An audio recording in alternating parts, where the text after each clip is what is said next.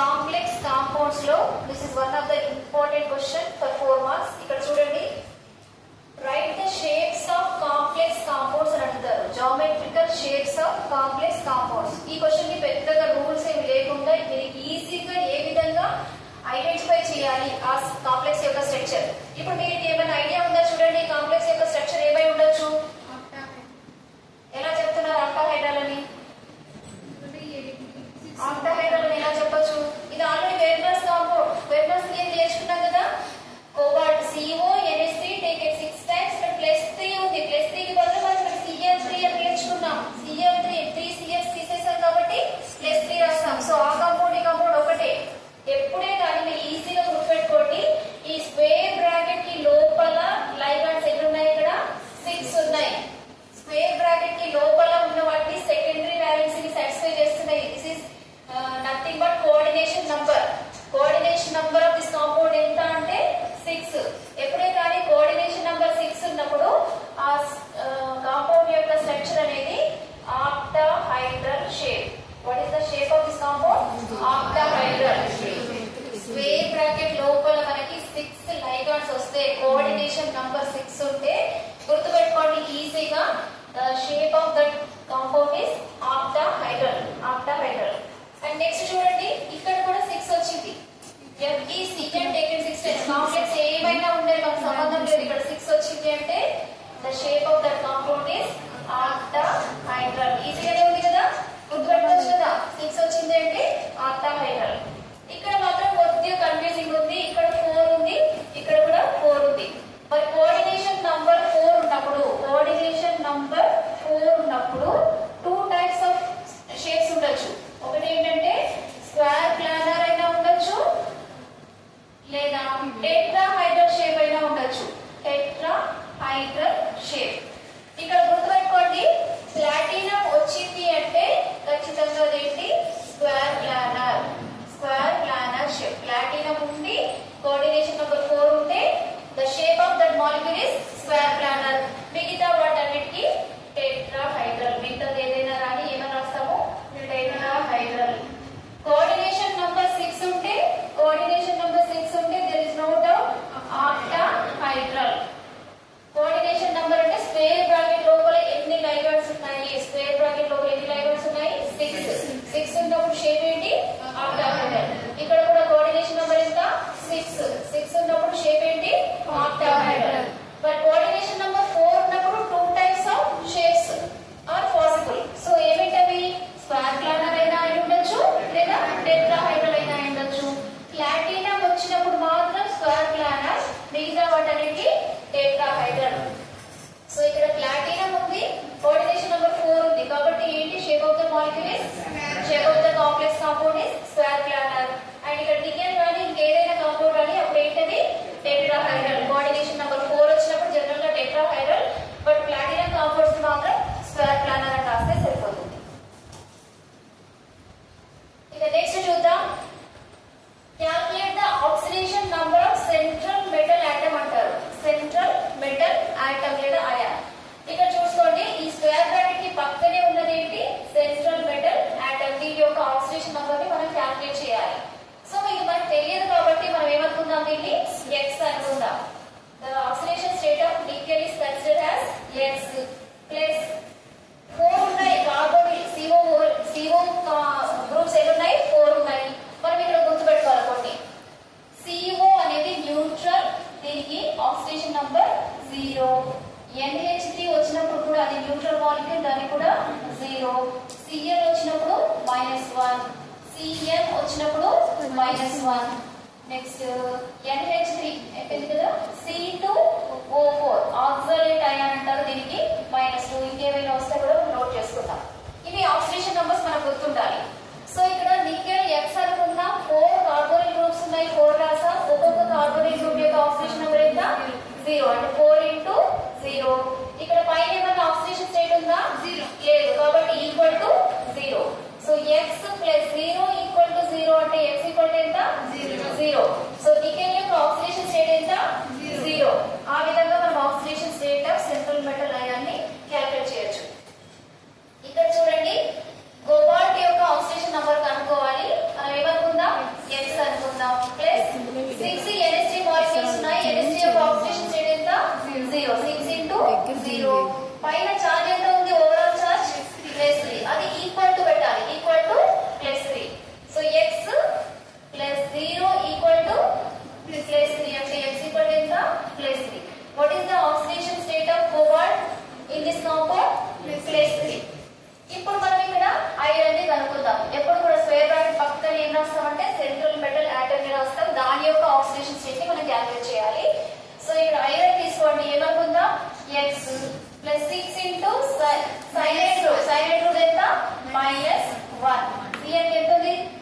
Oxidation number -1 equal to పైన charge ఎంత ఉంది -4.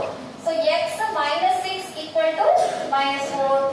x ఈక్వల్ టు -4 -6 ఇటువైపు వస్తే +6. కాబట్టి ఎంత వస్తుంది +2.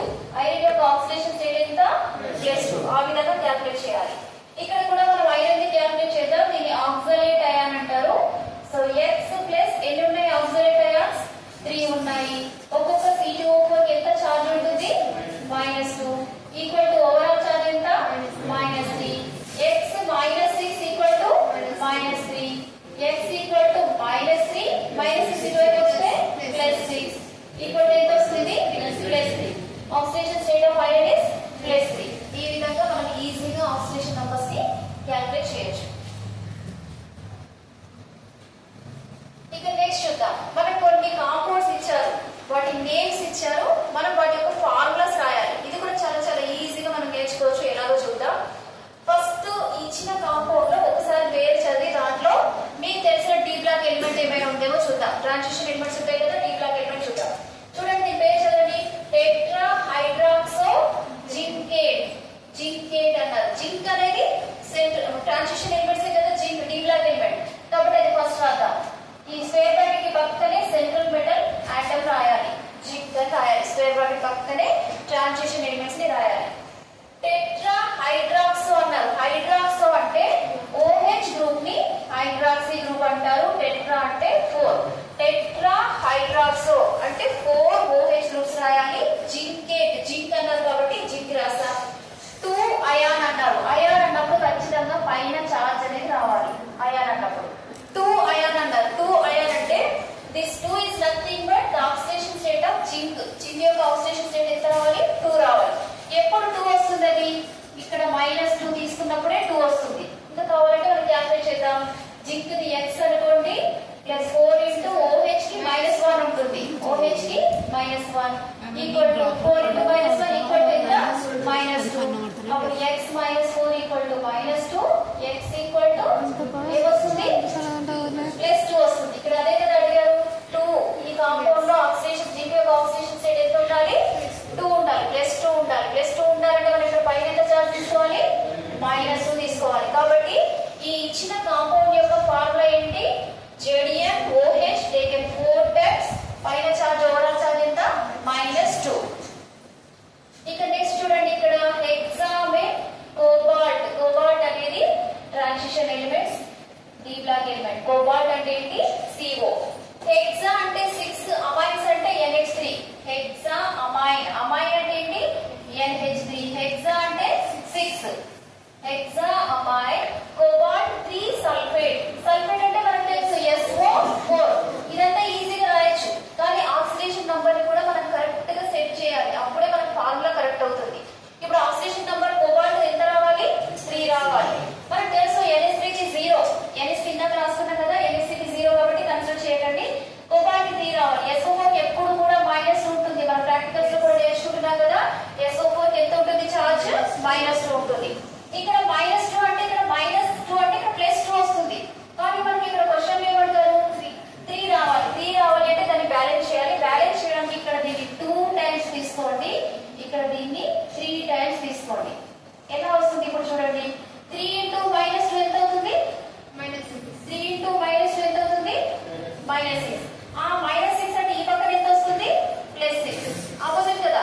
-6 అంటే ఇటు ఎంత వస్తుంది +6. ఆ +6 ని 2 కోబాల్ట్లకి డివైడ్ చేయండి +6 ని. అప్పుడు ఒక్కొక్క దానికి ఎంత వస్తుంది +3 +3. కాబట్టి ఇచ్చిన కాంపౌండ్ కి కరెక్ట్ ఫార్ములా ఏంటి అంటే CO NH3 taken 6 times taken twice SO4 taken thrice. ఇక్కడ మనకు కోబాల్ట్ ఇచ్చారు కాబట్టి CO రాస్తాం. హెక్సా అమైన్ అన్నారు కాబట్టి హెక్సా అంటే 6 అమైన్స్. సల్ఫేట్ అన్నారు కాబట్టి SO4. ఇంతవరకు ఓకే. కానీ ఇక్కడ చార్జ్ 3 రావాలి, +3 రావాలి. దానికోసం ఏం చేసాం, ఇక్కడ టేకెన్ ట్వైస్ తీసుకున్నాం, 3 తీసుకున్నాం. SO4 కి -2 ఉంటుంది. 3 * -2 -6. -6 అంటే దానికి ఆపోజిట్ ఎంత ఉండాలి +6. ఆ +6 ని మనం 2 కోబాల్ట్లకి డివైడ్ చేస్తే +3 +3. కాబట్టి ఒక్కొక్క దానికి +3 వస్తుంది. ఇప్పుడు మనం రాసిన ఫార్ములా కరెక్ట్. ఇప్పుడు నెక్స్ట్ చూడండి. Potassium tetrachloro palladate. Palladium D block element కాబట్టి స్క్వేర్ బ్రాకెట్ లో ఏం రాయాలి పక్కనే పెల్లాడియం ఫార్ములా ఏంటి పిడి. పొటాషియం అనేది స్టార్టింగ్ వచ్చింది, దీన్ని బయట స్క్వేర్ బ్రాకెట్ బయట రాయాలి. పొటాషియం టెట్రాక్లోరో, టెట్రా అంటే 4 4 టెట్రాక్లోరో, పొటాషియం టెట్రాక్లోరో పెల్లాడేట్ 2 అన్నారు. చార్జ్ ఎంత రావాలి 2 రావాలి. 2 రావాలి అంటే ఇవి ఎన్ని ఉన్నాయి -4 ఉంటాయి, ఒక్కొక్క సిఎల్ కి ఒక్కొక్క మైనస్ అంటే -4. -4 నుంచి పొటాషియం ప్లస్ ఉంటుంది, 2 తీసేయాలి అప్పుడు -2 అవుతుంది. ఈ -4 నుంచి +2 తీసేస్తే ఎంత అవుతుంది -2 అవుతుంది. -2 అంటే దీనికి ఎంత వస్తుంది +2 వస్తుంది. కాబట్టి పెల్లాడియం కి +2 వచ్చేలాగా రాయాలి. దానికోసం పొటాషియం ఎన్ని తీసుకోవాల్సి వచ్చింది, ఇక్కడ 2 తీసుకోవాల్సి వచ్చింది. ఇక్కడ మనకి ఇచ్చింది రాసాం, పొటాషియం అన్నారు కాబట్టి K రాసాం, పెల్లాడియం అంటే BD రాసాం, టెట్రా క్లోరో అన్నారు కాబట్టి టెట్రా అంటే 4, క్లోరో అంటే Cl రాసాం. కాకపోతే ఆక్సిడేషన్ నంబర్ ని బ్యాలెన్స్ చేయడానికి ఇవి 4 ఉన్నాయి కాబట్టి ప్లస్ ఎన్ని తీసుకోవాలి 2 తీసుకోవాలి, అప్పుడు -2 అవుతుంది. ఇక్కడ -2 అంటే దీనికి ఎంత వస్తుంది +2 వస్తుంది. అప్పుడు మనం రాసిన ఫార్ములా కరెక్ట్ అవుతుంది. అదే విధంగా potassium try oxalate chromate, potassium అనేది ఫస్ట్ K పెట్టేసేయండి. ఇక్కడ క్రోమేట్ అన్నారు కాబట్టి క్రోమేట్ అంటే Cr. ట్రై ఆక్సలేటో, ట్రై ఆక్సలేటో ఇందాక చెప్పుకున్నాం కదా, ఆక్సలేటో అంటే C2O4, ట్రై అంటే ఎన్ని వస్తాయి 3 వస్తాయి. ఇప్పుడు అది ఫార్ములా మనం రాసేస్తాం. బట్ ఆక్సిడేషన్ నంబర్ కరెక్ట్ అయినప్పుడు మాత్రమే మనకి అది ఫార్ములా కరెక్ట్ అవుతుంది. ఆక్సిడేషన్ నంబర్ ఎంత రావాలి క్రోమియం కి 3 రావాలి. ఇక్కడ మనం ఇందాక చెప్పుకున్నాం కదా, C2O4 కి ఆక్సిడేషన్ స్టేట్ ఎంత ఉంటుంది C2O4 కి ఎంత ఉంటుంది -2. ఇక్కడ చూడండి C2O4 కి ఎంత ఉంది -2 ఉంది.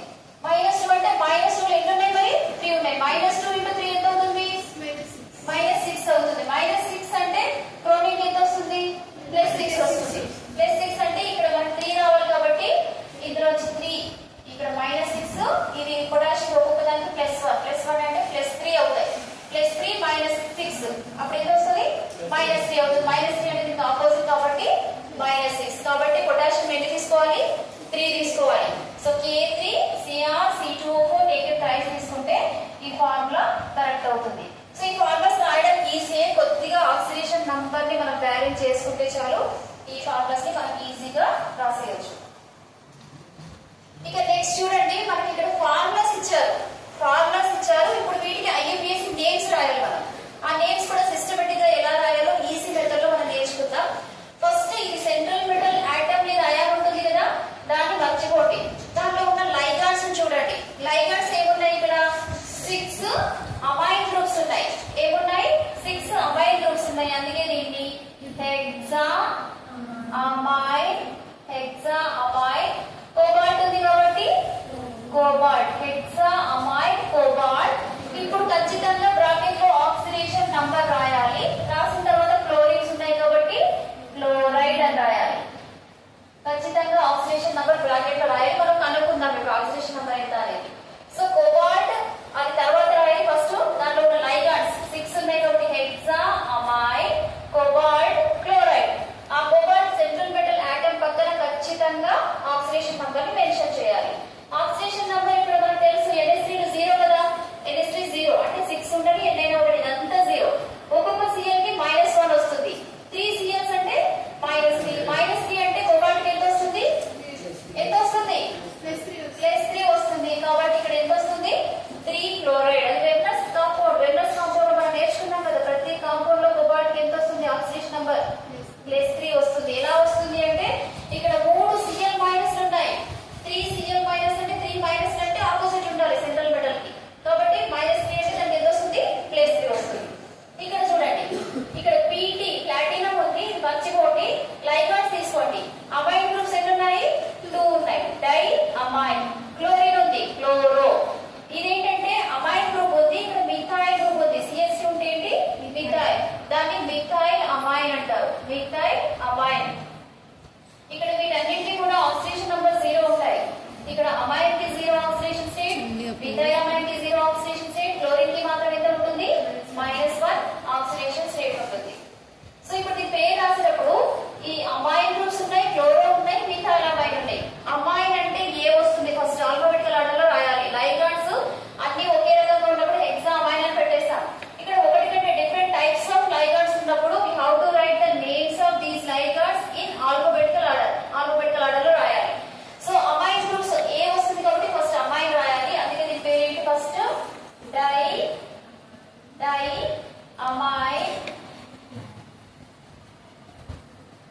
డై అమైన్, తర్వాత క్లోరో సిఎల్ వస్తుంది కదా, క్లోరో.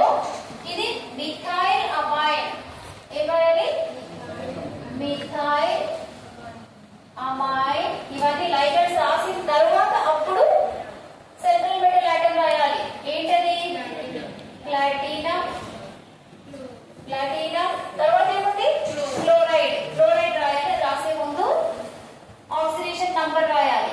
ఆక్సిడేషన్ నంబర్ ఖచ్చితంగా ప్రతి కాంపౌండ్ యొక్క నేమ్ కి ఆ సెంట్రల్ మెటల్ ఆటమ్ వచ్చిన తర్వాత ఆక్సిడేషన్ నంబర్ బ్రాకెట్ లో రాయాల్సి ఉంటుంది. సో ఎలా రాస్తాం? ఆల్ఫాబెటికల్ ఆర్డర్ లో. అమైన్ అంటే ఏ వస్తుంది కాబట్టి ఫస్ట్ అది రాసాం. క్లోరో అంటే సి తర్వాత వస్తుంది. Methyl amine. మిథైల్ అమైన్ అంటే ఎం వస్తుంది కాబట్టి అన్నిటికంటే లాస్ట్ అది రాసాం. So di amine, chloro, methyl amine, platinum, chloride. ఇంతవరకు బానే ఉంది. ఇప్పుడు మనం ఆక్సిడేషన్ నంబర్ ఎంతనో చూడాలి. ఇక్కడ చూడండి, ఇక్కడ క్లోరిన్ కి -1 ఉంది, ఇక్కడ క్లోరిన్ కి కూడా ఎంత ఉంటుంది? -1. -1 అంటే ఎంత? -2. -2 అంటే దానికి ఆపోజిట్ ఎంత ఉంటుంది? +2. నేను ఈజీ మెథడ్ చెప్తున్నాను మీకు ఈజీగా గుర్తుపెట్టడానికి. +2. 2 రాస్తే సరిపోతుంది అంతే. నెక్స్ట్ చూడండి, టైటానియం ఉంది. టైటానియం ఫస్ట్ రాయకూడదు. ఫస్ట్ లైగాండ్స్ నేమ్స్ రాయాలి. లైగాండ్స్ ఏమున్నాయి ఇక్కడ? వాటర్ ఉంది. వాటర్ ని ఆక్వా అనాలి. ఎన్ని ఉన్నాయి మరి? 6 ఉన్నాయి. Hexa, aqua, titanium, titanium. ఇక్కడ వాటర్ కి ఆక్సిడేషన్ నంబర్ అనేది 0. వాటర్ కి ఎంత ఉంటుంది ఆక్సిడేషన్ నంబర్? 0. క్లోరిన్ అయితే -1, C2O4 అయితే -2. సో ఇక్కడ 0 ఉంది. మరి 0 ఉన్నప్పుడు ఇవన్నీ 0 అవుతాయి. అప్పుడు ఈ +3 అంటే దేనికి ఆక్సిడేషన్ నంబర్ అవుతుంది? టైటానియం. కాబట్టి ఆక్సిడేషన్ నంబర్ ఎంత? 3 అవుతుంది. పైన చార్జ్ వస్తే ఖచ్చితంగా మనం అయాన్ అని రాయాలి. అది మైనస్ చార్జ్ కానీ ప్లస్ చార్జ్ కానీ. పైన చార్జ్ వచ్చిందంటే లాస్ట్ ఏం రాయాలి? అయాన్ అని రాయాలి. ఇక్కడ చూడండి, వాటర్ ఉన్నప్పుడు ఆక్వా అని పలకాలి. 6 ఉన్నాయి కాబట్టి హెక్సా, ఆక్వా. టైటానియం ఉంది కాబట్టి టైటానియం. ఆక్సిడేషన్ నంబర్ 0 కాబట్టి ఇదంతా 0 అయిపోతుంది. +3 యాజ్ ఇట్ ఈస్ అది టైటానియం తీసుకుంటే టైటానియం 3. చార్జ్ ఉంది కాబట్టి అయాన్ అని రాసాం. చార్జ్ ఉంటే అయాన్ అని రాయాలి. ఇప్పుడు దీని పేరు చెప్పండి, ట్రై చేద్దాం. దీని పేరు చెప్పండి. ఫస్ట్ ఏం రాద్దాం? నికెల్ రాద్దామా? క్లోరిన్ రాద్దామా? క్లోరిన్. లైగండ్స్ రాయాలి ఫస్ట్. ఏం రాయాలి ఫస్ట్? క్లోరిన్స్. ఎన్ని క్లోరిన్స్ ఉన్నాయి మరి? 4 ఉన్నప్పుడు టెట్రా. టెట్రా. క్లోరిన్ ఉంటే ఎలా రాయాలి? క్లోరో. Tetra chloro. ఇంకొకటి ఇక్కడ గుర్తుపెట్టుకోవాల్సిన ఇంపార్టెంట్ విషయం ఏంటంటే, ఇక్కడ ఇంపార్టెంట్ ఏంటంటే -2. ఎక్కడైనా సరే ఇక్కడ నెగటివ్ చార్జ్ వచ్చింది అంటే మనం 8 పెట్టాలి. దేనికి? ఈ సెంట్రల్ మెటల్ ఆటమ్ కి 8. నికెల్ కదా, నికెలేట్ అని రాయాలి. ఐరన్ ఉంటే ఫెర్రేట్, నికెలేట్, అర్జెంటేట్. 8 పెట్టాలి. 8 ఎప్పుడు పెడతామంటే ఈ కాంప్లెక్స్ అయాన్ కనుక నెగటివ్ చార్జ్ ని కలిగి ఉంటే 8 అని పెట్టాలి. ఓకేనా? ఇప్పుడు 4 క్లోరిన్స్ ఉన్నాయి కాబట్టి tetra chloro nickelate 2 ion. Nickelate, nickelate 2 ion. Nickelate 2 ion. 2 ఎలా వచ్చింది అంటే ఇక్కడ 4 కి ఇప్పుడు మనం దీన్ని కనుక్కోవచ్చు. ఎలా కనుక్కుంటాం? నికెల్ కి X అనుకోండి, నికెల్ కి X అనుకోండి. క్లోరిన్స్ ఉన్నాయి, ఒక్కొక్క దానికి -1. పైన చార్జ్ ఎంత అంటే -2. అప్పుడు X -4 equal to -2, X equal to -2 + 4 అంటే ఎంత వస్తుంది? +2. కాబట్టి నికెలేట్ 2 అయాన్ అనేది వస్తుంది. ఆ విధంగా టెట్రా క్లోరో నికెలేట్ 2 అయాన్ అని రాయాలి దీని పేరు. అదే విధంగా ఇక్కడ చూడండి, ఇక్కడ కూడా మైనస్ వచ్చింది. మైనస్ వచ్చిందంటే వెంటనే గుర్తుకు రావాలి, 8 అనేది పెట్టాలి. ఫెర్రేట్ అని రాయాలి. దీనికంటే ముందు మనం లైగాండ్స్ యొక్క నేమ్స్ రాయాలి. మన లైగాండ్ ఏముంది? C2O4 ఉంది. C2O4 అంటే ఆక్సలేటో. C2O4 అంటే ఏంటి? ఆక్సలేటో. 3 ఉన్నాయి కాబట్టి tri. Tri oxalato. Tri oxalato. Negative charge వచ్చింది కాబట్టి ఏమనాలి? ఫెర్రేట్. ఫెర్రేట్. ఖచ్చితంగా పైన చార్జ్ ఉంటే ఏం రాయమన్నారు? అయాన్ అని రాయమన్నారు. అయాన్ అని రాసాం. ఇప్పుడు దీనికి -2 అంటే -2 × 3 -6. -6 లో 3 పోతే ఏమవుతుంది? -3. -3 అంటే దీనికి ఆపోజిట్ కాబట్టి +3. మీరు ఇలా X అనుకోని చేసినా సరే మీకు వస్తుంది. ఎంత వస్తుంది? 3. So correct IUPAC name of this compound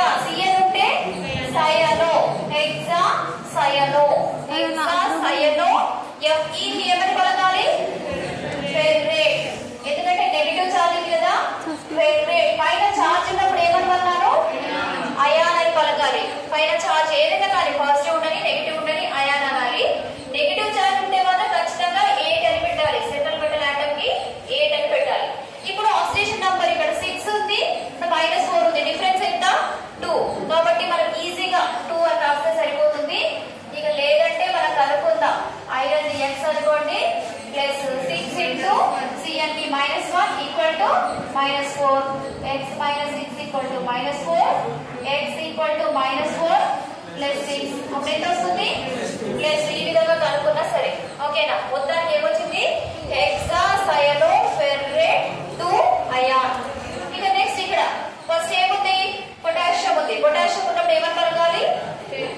potassium ఎప్పుడే కానీ గుర్తుపెట్టుకోండి స్క్వేర్ బ్రాకెట్ కి ముందరున్న వాటిని నంబర్ మెన్షన్ చేయొద్దు సోడియం ఉండని ఏదైనా ఉండని ఇక్కడ స్క్వేర్ బ్రాకెట్ కి ముందట ఏ అయాన్ ఉందో అయాన్ పేరు రాస్తే సరిపోతుంది number no need to mention its number so tetra potassium అనకూడదు జస్ట్ పొటాషియం మళ్ళీ ఇక్కడికి వచ్చేసరికి లైగన్స్ ఏమి ఉన్నాయి 6 సయనో గ్రూప్స్ ఉన్నాయి ఎన్ని ఉన్నాయి 6 ఉన్నాయి కాబట్టి హెక్సా సయనో ఇక్కడ మళ్ళీ